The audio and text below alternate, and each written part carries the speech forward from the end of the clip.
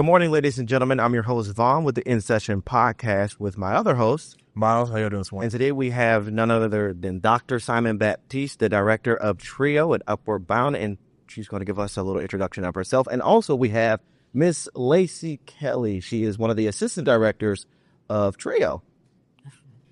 Well, good morning. Thank you guys for having us here. I am Dr. Derica Simon Baptiste, Director of TRIO Programs here at Baton Rouge Community College, where I oversee our federal TRIO initiatives, the Educational Opportunity Center, and 2 Upward Bound projects.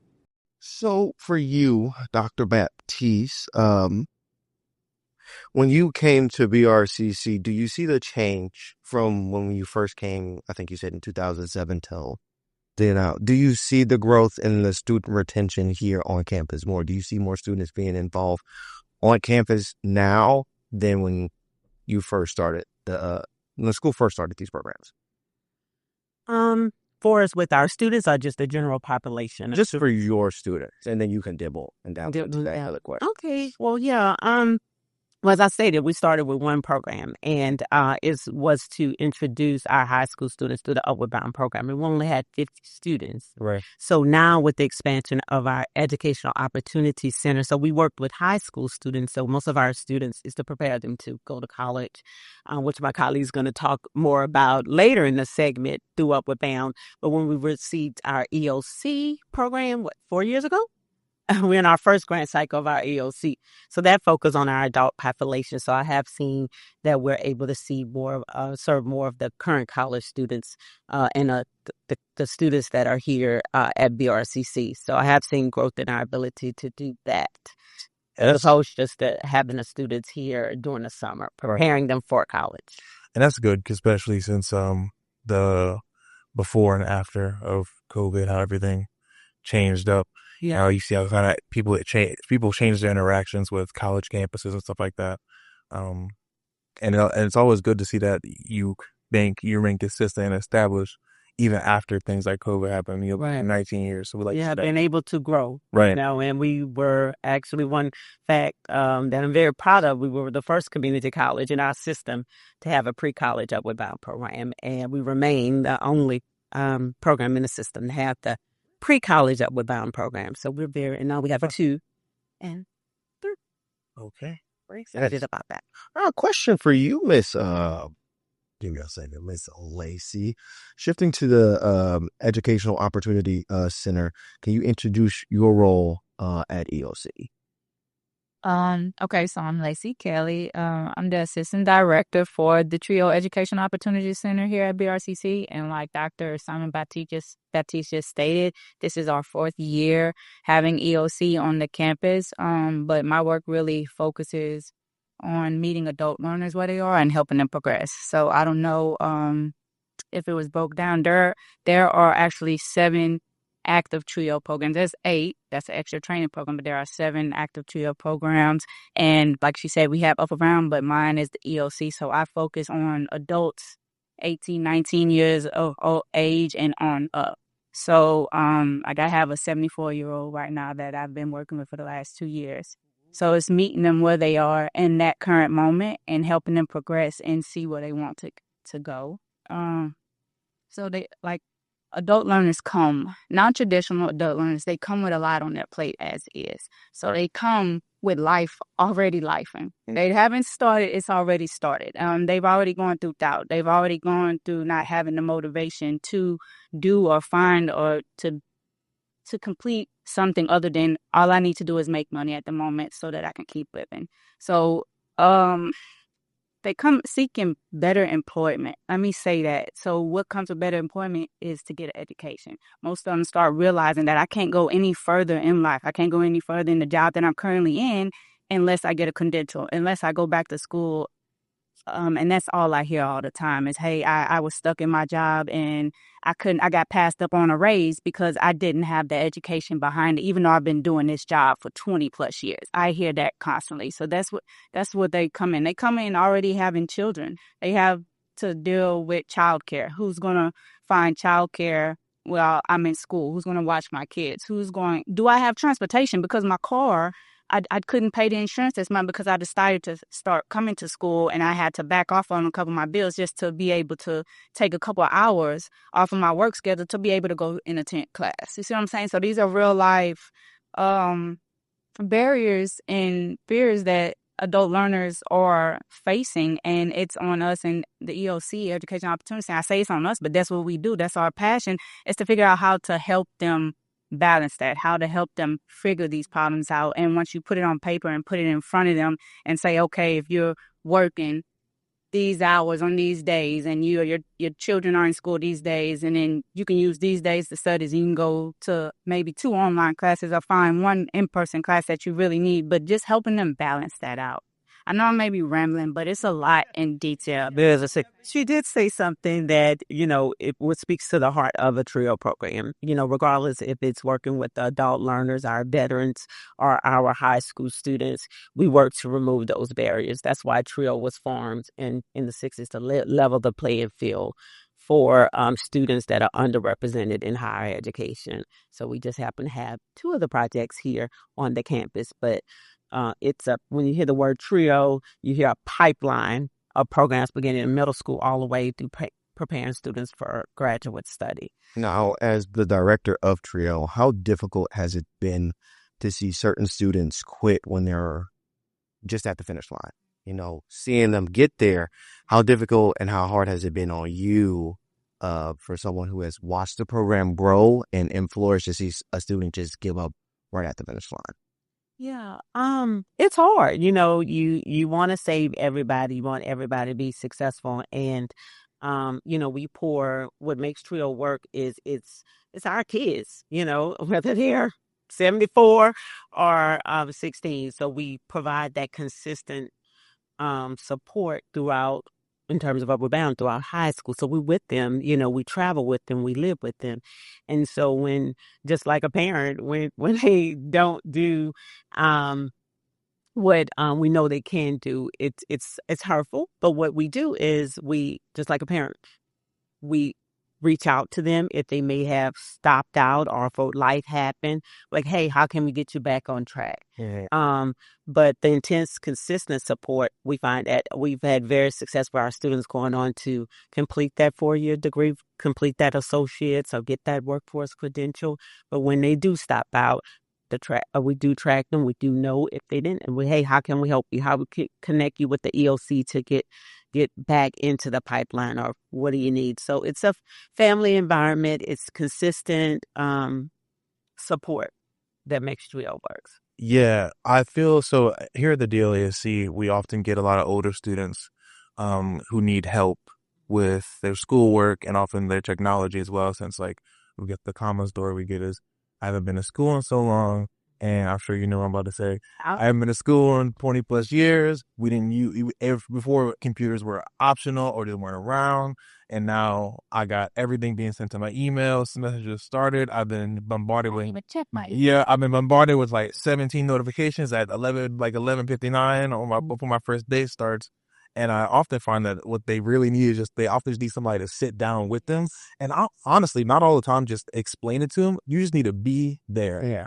And sometimes that is enough to just kind of get them to that class and kind of keep the ball rolling a little bit. You're speaking facts right now, because I'm working with one of my older veterans right now, and it's that small amount of energy that it takes for you to sit up here and come here. I'll help you do it, because somebody told him, hey, you need to go on this website. You need to look there, and you need to go do this and fill this form out, and then send that back to me in an email. And he's like, oh my gosh, that's going to take me 5 hours to do when I just need help in the moment. To sit down, what did they tell you to do? Do. Sign this, fill this out, and look, we're done. Now it's sent out. That right there releases so much anxiety. Yes. And takes was breaking barriers down, because that is a problem.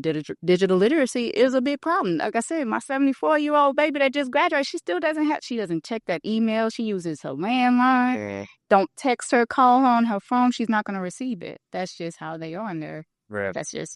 We got to work around that. Yeah, 100%. I feel like, and I honestly guess sometimes they just need that person there, and it oftentimes they really just need that one to know that they can do it. Yeah, and oftentimes they'll come back, and then I have students who will come back and say, I need this help, and they're like, no, you got this. you think you need my help, but you got and confidence in them. right. Yeah.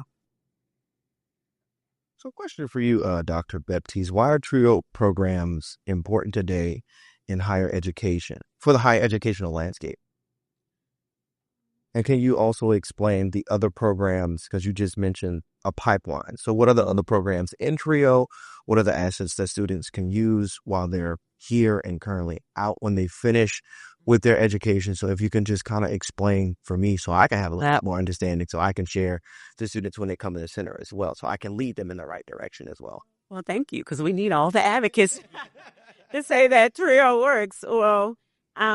Well, TRIO is important just for a lot of the reasons we just discussed. Students are facing so many barriers to education. We talked about the digital literacy, our adult learners, the competing interests. They have families, they need to work, just all of that. So TRIO exists to help eliminate those barriers, to be that person, to be that strong, consistent support.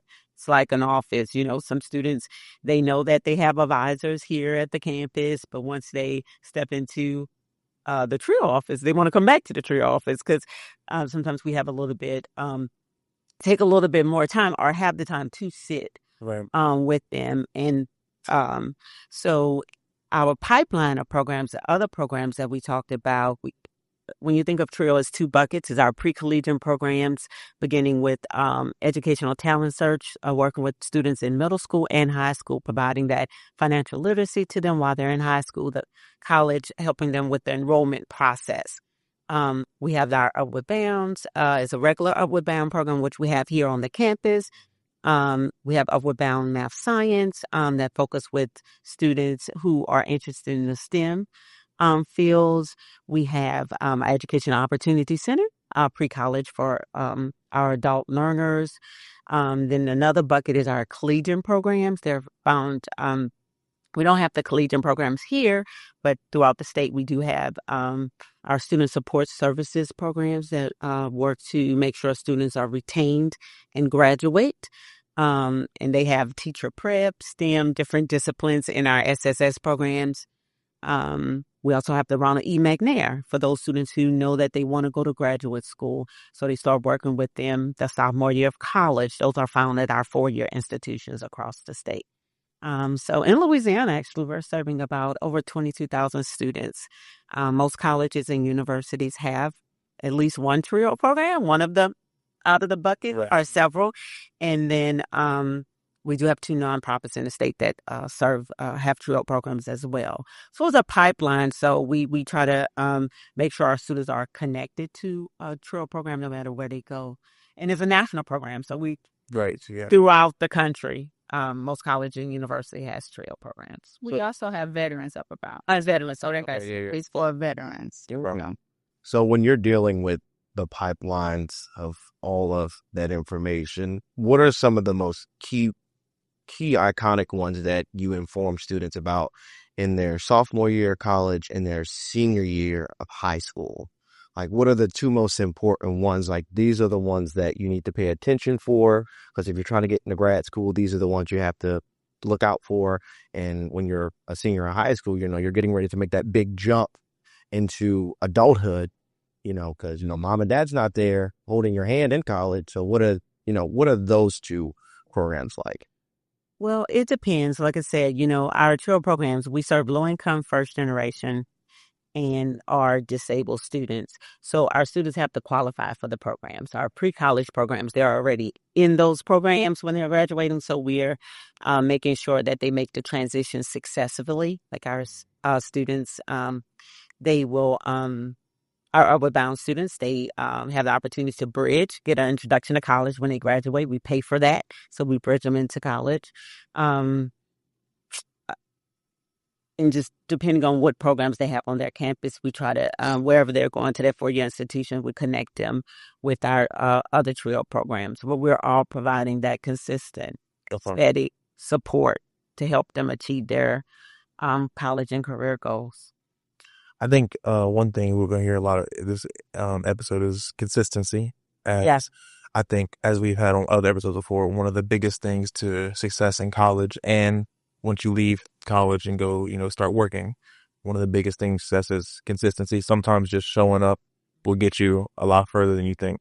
Yeah. It's also building those soft skills. Right. So we do a lot of focusing on that, especially in the upper bound and our pre-collegiate role, is making sure that we're building those soft skills. We're making sure that they're able to communicate. Because most of the time, we know these students, this generation, they're not able to communicate outside of their phones. So being able to communicate, talking to you, how do you write an email, a basic email to your professor, not just saying, hey, I'm going to miss class today. Who are you? Where are you? What class are you in? Like being able to do that, being able to advocate for yourselves if you know you're going to miss class because of something that's going on with the children, being able to communicate and advocate and say, well, this is what's going on and what can I do?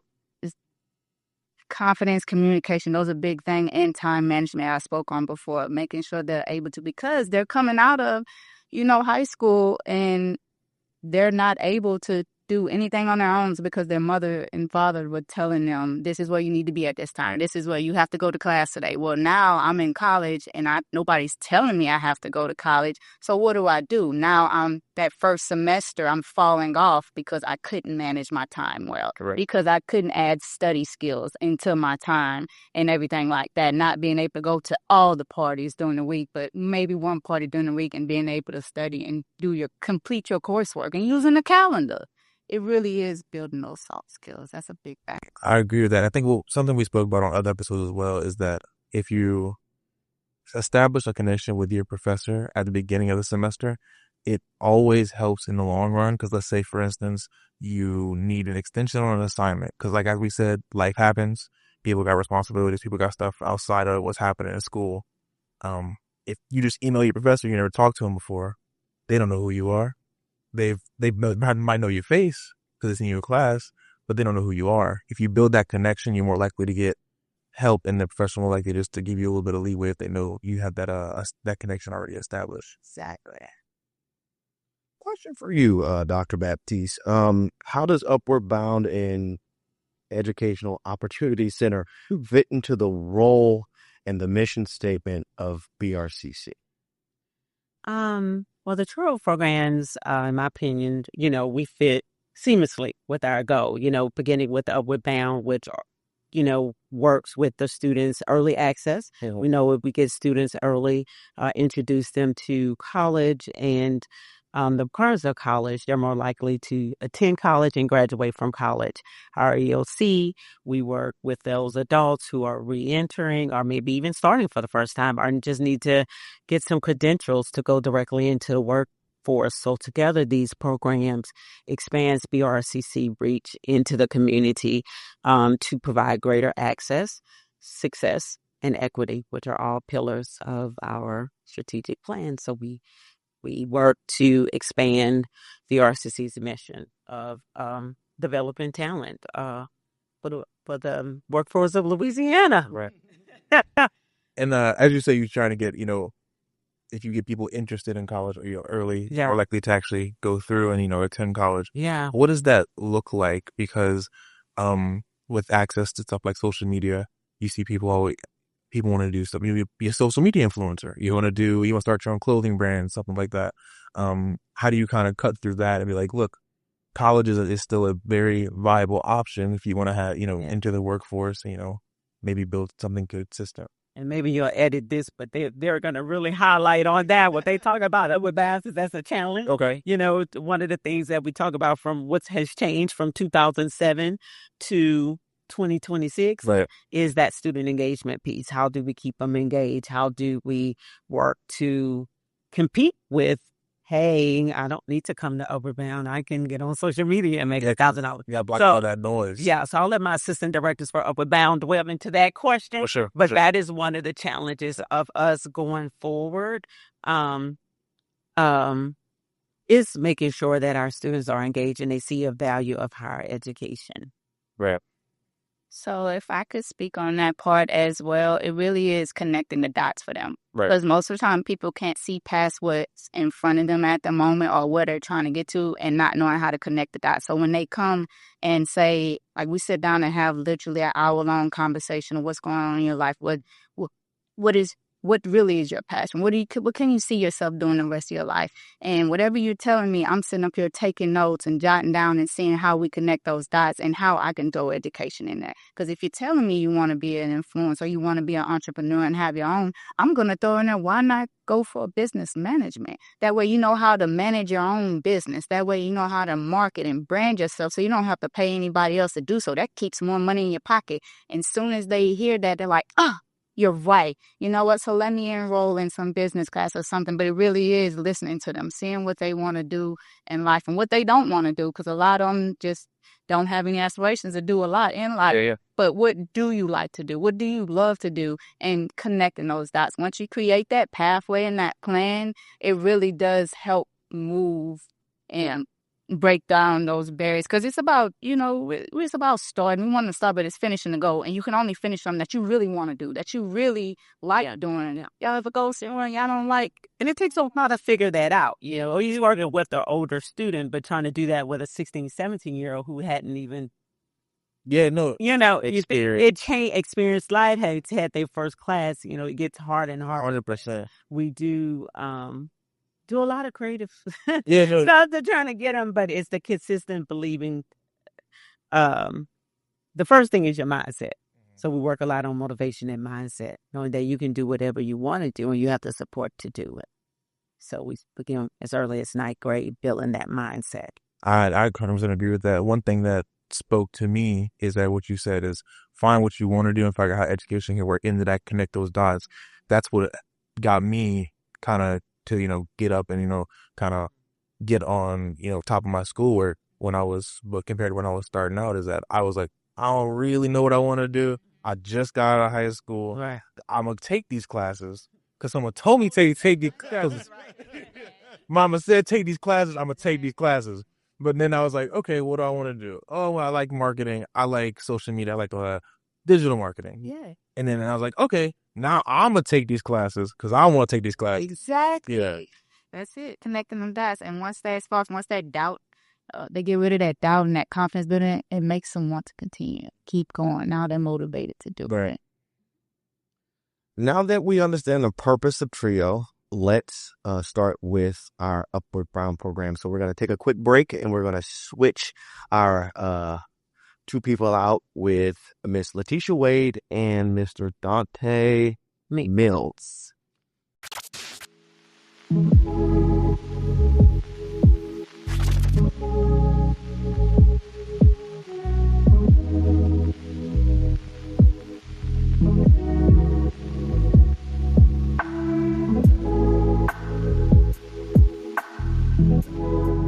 Good morning, and we're back from our little break. And today we're going to be talking about our Upward Bound programs. And we have today Miss Letitia Wade, I hope I'm saying it right, and Mr. Dante Mills. So if you mind just introducing yourselves and telling us your roles here at the campus alongside of TRIO. Good morning. My name is Letitia Wade, and I serve as the Assistant Director for the Upward Bound program, which is also known as UB1, where I serve East Baton Rouge Parish, the high schools in that area. And my name is Dr. Dante Mills, and I am Assistant Director for the Upward Bound 2 program, which serves students in the East Feliciana area. And I know y'all kind of asked what is our roles in the program here at the TRIO Upward Bound program. But basically, as assistant directors of the TRIO Upward Bound program, our role is to blend different things together for as the programming, the student support, the leadership, and the community partnerships that we do with our students within the East Baton Rouge Parish or East Feliciana Parish. So that's what we do. That's kind of like our role. So one day we'll be leading a college tour. The next day we'll be sitting here talking to community partner, kind of the relationship. That's kind of what, the roles of the assistant directors are for the TRIO Upward Bound programs here at Baton Rouge Community College. Okay. So, I wish Mr. Robinson would have fixed that. Your doctor. We have another doctor in the house. Let's give a round of applause for that. I knew you on our report. Give a round of applause, yes. For you, Miss Wade, as we were talking earlier, I was asking you a couple questions about Upward. So you said you follow them from middle school to college. Correct. So we serve Upward Bound serve as a pipeline. We serve the students while they're in high school. as far as academics. It's like a wraparound service, tutoring, academics, and we serve them from the academic year throughout the summer.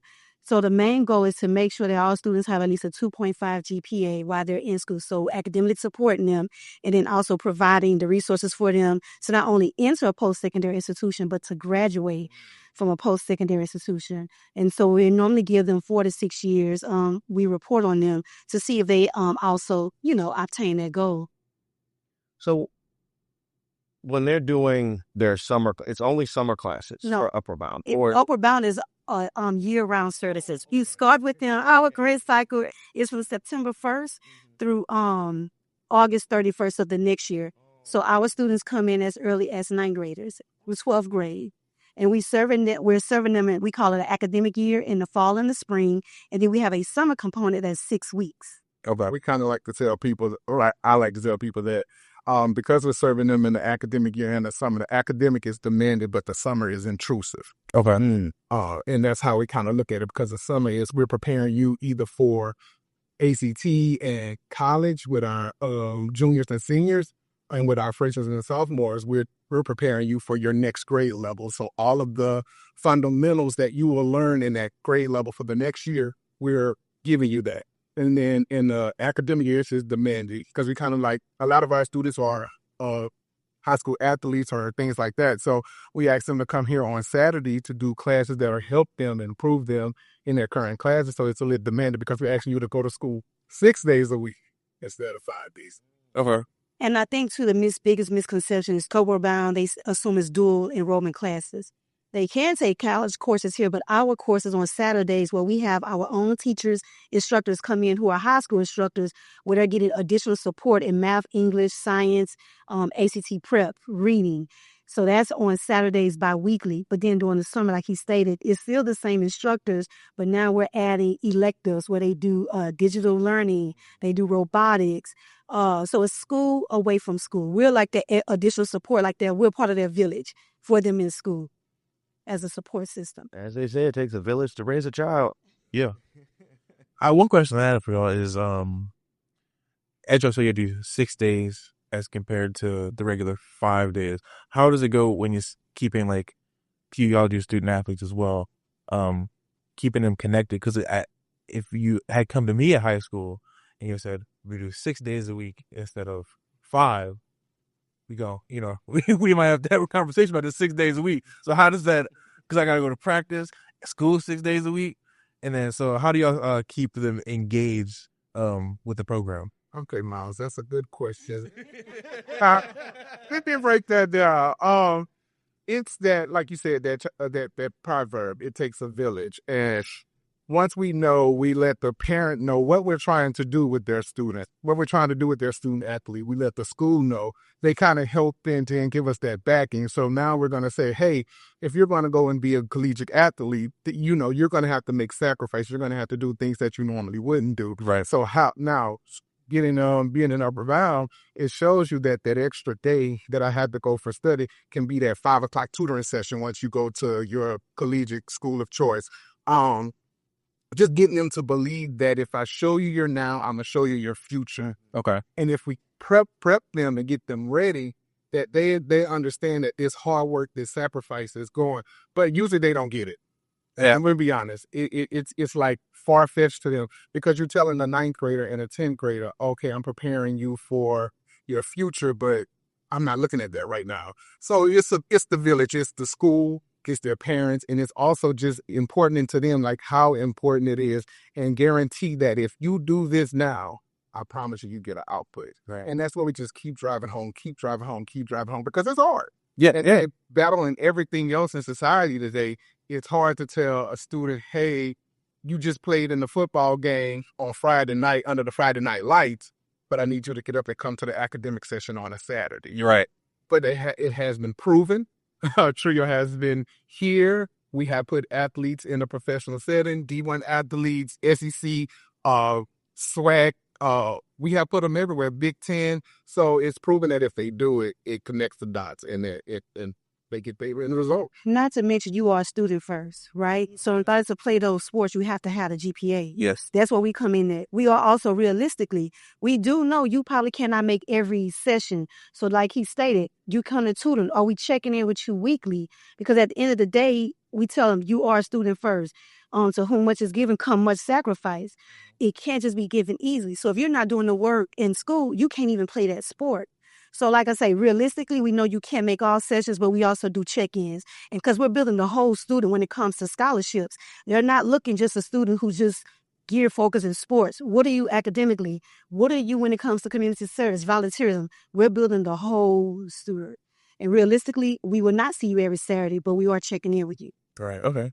And if I could drop a pin real quick, Yeah. before you go, Vaughn, just as you out of all the TRIO programs, and this is no shade to no other TRIO program, it's just true. Out here to bring the facts. Upper Bound and Math Science Abound is one of the it's an intrusive program. It's a very demanding program for the student. They have all of these additional layers they have to go off with cultivating their the 360 student. You know, we're focused on academics. That's number one. That is the goal. But we also gonna culturally expose you to things and other things like that. So it's one of the, more intrusive programs because the students have to do a little more in the program. So. Dr. Baptiste had just mentioned on keeping that retention, and y'all deal with more younger students in the age of highlights and reels on Instagram, TikTok, and Facebook, Snapchat, full 9 yards. How is it difficult to keep that young, impressionable, not formed mind on their education from like 9th grade all the way up to like their, I would say, sophomore year of college? It's a buy-in. The student have to see their investment. It's not about how much you know, but how much you care. So our students are not treated just like numbers. They are treated as an individual. And with that, sometimes we have students who will be more intrigued of coming than the parents to bring them there. We are now dealing with these new parents where when I first started the program, I was younger than parents. I am now older than the parents. So we are dealing with a whole different population, but it's a buy-in. We have to let the students know it's worth it. So we have students calling us. If they don't have a ride, can you come get me? I want to come. Can you come get me? So it's the buy-in because now we are dealing with that. We are meeting students where they are as well. So we also tell them we have to change every so often of how we approach students and how we do academics. For my fellow thespians that are out watching and are out there, it's kind of like breaking the fourth wall. You know how you break the fourth there, then you invite the crowd in. That's kind of what we have to do in their academics because we know that social media and all of that digital thing is of the time now. That's what Generation XY is immersed in, and this new generation, Generation Alpha. So breaking that fourth wall and bringing that into them, not keeping it, not segregating the two. Let them come together and merge them together and get this beautiful relationship. Because like right now, I know with me and Dr. Simon Baptiste, we went to a college to speak on, because in college they're getting the XYs, so they haven't had them yet. How do you teach them? How do you bring them in? How do you keep them engaged? Because they're coming to this brick and mortar institution, but are they really coming? So, with us having them in, 9th through 12th grade, we're the experts. So now we're the experts on Generation Alpha. Generation Alpha are the students that just entered 9th grade. So then in 4 years, they'll be at college. So we get it before the college setting so that inadvertently helps the college understand who's coming into their fold in their next, generation. Right. I like always seeing, because as I'm taking digital marketing classes, one of the first things they teach you is a community engagement. And one of the things they go over is, if you don't get somebody hooked in like your first time meeting in the first 60 seconds, they say, you probably lost them. And so it's always interesting to see how schools will evolve as generations come through. And because our attention spans, the research was just getting a little shorter as we get content and stuff like reels and all that. I like seeing how schools evolve from traditional traditional brick and mortar schools where you got to sit down this hour-long class, and class is still going to be an hour, unfortunately. As long as it sometimes take a little to sit through it. But sometimes the professor may let you leave early. My 9 a.m. class, right, on Tuesdays and Thursdays, I'm in there from 9 a.m. I'm out the door no later than 9:40. He was like, hey, I'm here, but you have to be here as well. Right. Yeah, this is what you want. Right. And my next question is, how hard is it for Upward Bound to get connected with those parents who are just so disassociated from their children's academic life? I think too, we are the cherry on top. I hate to say it, by us having the EOC program here. So we'll have parents who come in who probably haven't had, put it this way, haven't been in the same situation as the students. But guess what? You can also still get it too. And with them, I keep saying it's a buy-in. What I mean is what we do goes beyond the classroom. My students may need some mental health, some mental guidance. I have a student who said they may have come dealing with an eviction. I have had parents, who are dealing with real life lessons. And like Dr. Sambat stated, we are a close-knit family. So this is just, at the end of the day, the scope is academics, but we are beyond that. It's almost like letting a person be seen. I know I want you to excel in class, but I'm also here for you too. What you have going on. Like today, a student called, I need to go to Southern University. So we're going to take time to go make her introduce her to that, because realistically, her mom's worked 9 to 5, and her mom could care less to get her to Southern University. So it's about, and I keep saying it, it's the buy-in, and not just with the student, but with the parents. They want to know, how can you be a benefit to them? So my benefit to you, if I can help you get some housing assistance, if I can help you with home ownership, if I can help your child to get to tutoring, or we can provide that tutoring, or if I can help your child connect them to a counselor, then so be it. We shall do that. And one of those things that we pride ourselves on here at BRCC is family engagement.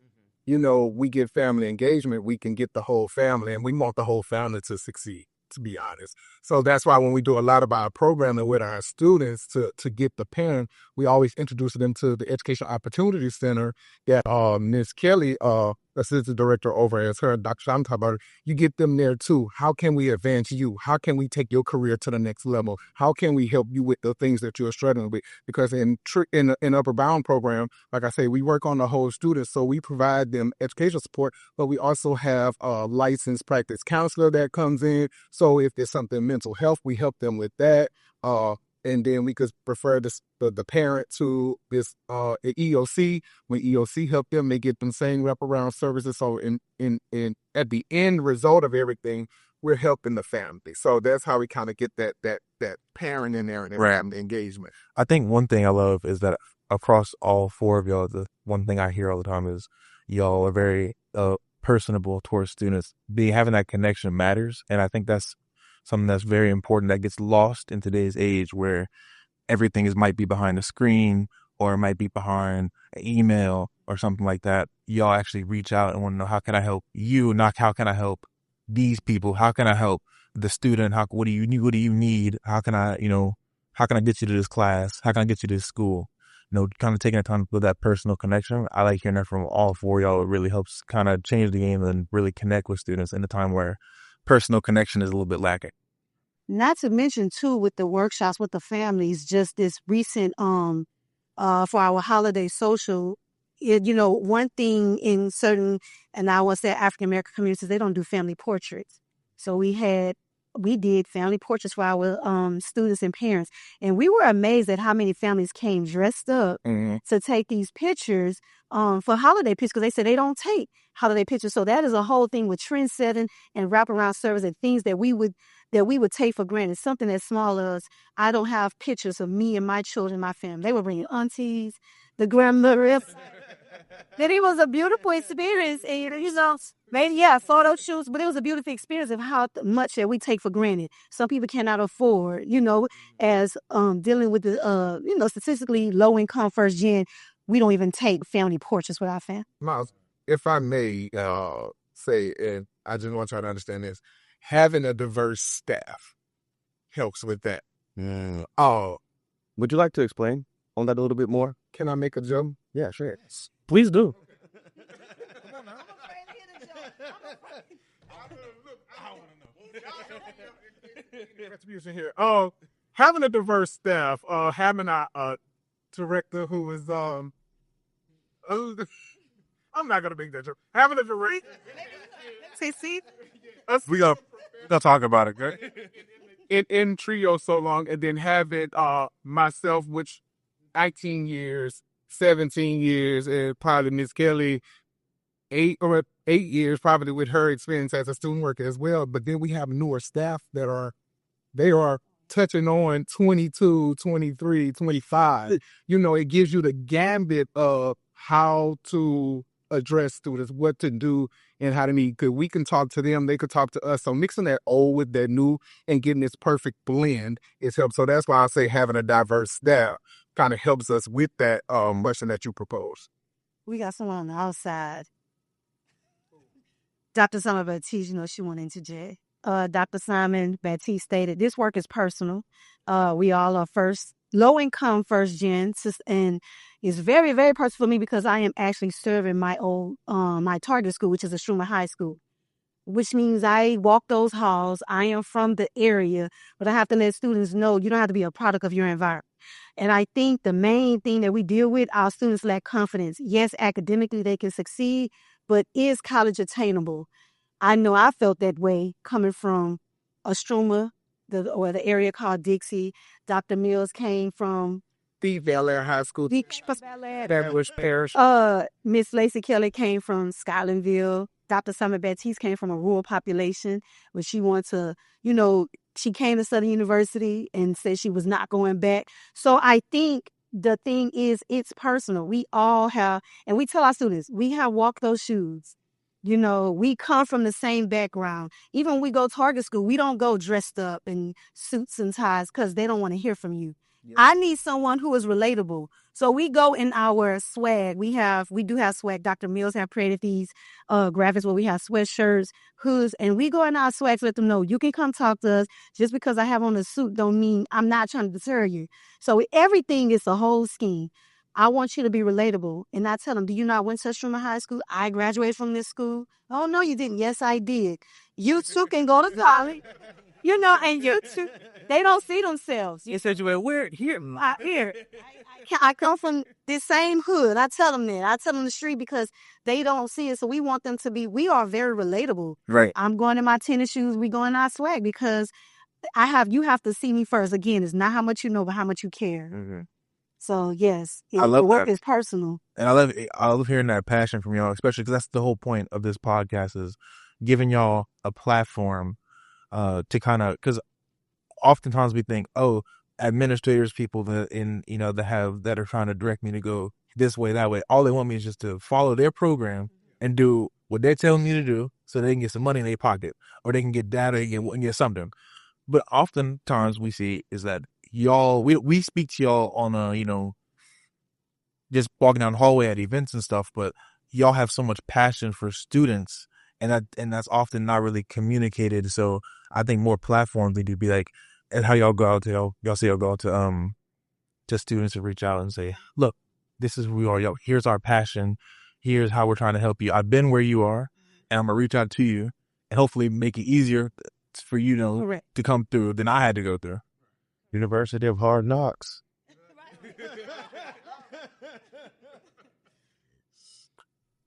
That was very and all from every conversation y'all, all four of y'all have given, it's been insightful information, very impactful, and to learning more about this, because I see y'all up there because I go speak to Dean Heed frequently when I have the downtime, and I always was curious, and y'all did. So the cop on our, hey, just don't tell me that, because I'll be up there every day because it get cold down there. Hey, listen, we taking our students into the digital era soon, so they need somebody to come and instruct them on podcasting with our digital learning teachers. So hey, there may be opportunity and growth. There's always opportunity and growth in Trio because that's what we do. And then the success is there. When you see that success, you just be in awe, man. You just be in awe of what you see the students, what they do, how they come back and introduce their family. Yeah. And then that's one of the kind of downsides of Trio, because once we get a student, get their success story, and I use one of my old students. He's graduating from Morehouse School of Medicine in May. So I'm probably going to go to his graduation, pending I get time off, approved by my director. I'm going to try to go to his graduation, and, congratulate him. I was at his graduation from Xavier. I was at his other graduation. So I was been there, so I want to make that as impactful. But the downside about it is if he go have a child, now his child doesn't qualify for the TRIO Upper Bound programs because you have to be first generation Right. or low income. But however, we just built society up. We just built the working class up. We just built taxpayers up. So we're here, and we want people to know that and understand that we may be under attack from, I don't know if we may be under attack That's from the government because we're grant funded. However, we breed and raise successful taxpayers, successful citizens that comes in and do things. So, man, you're looking at that success story, looking at those the students, and when they, like I say, when I was saying, they bring their family to meet you and greet you, you just be in the maze of, hey, this is the hard work, and they didn't know as that freshman student that I will be there. Yeah. But that's the whole scope of the 2 words, TRIO works. Yeah. And it's just like he talked about his former students. We are brought into where they're inviting us to college graduations. They're inviting us to their weddings. They are inviting us to their housewarmings because they are now homeowners. They are breaking generational curses. And that is the whole scope of what we do. So you are to do better so the next generation ahead of you can do better. Yeah. And as you spoke earlier, you speak to Dean Healy. He's a personal mentor of mine, and we had him on the podcast a couple episodes ago. And one of the statements he always used to say that I carry with me is, "If the shoe fits, grow." You're not stuck where you are. You can go further if you just go a little bit. Just because it's comfortable, don't mean it's the end for you. Correct. That's awesome. Ladies and gentlemen, I want to take the opportunity and to thank Dr. Simon Baptiste, Dr. Miles, Ms. Wade, and Ms. Kelly for coming on the In Session podcast. And we can't wait to see where the story goes next with TRIO and Upward Bound. So let's give them a round of applause for coming on. So thank y'all so much.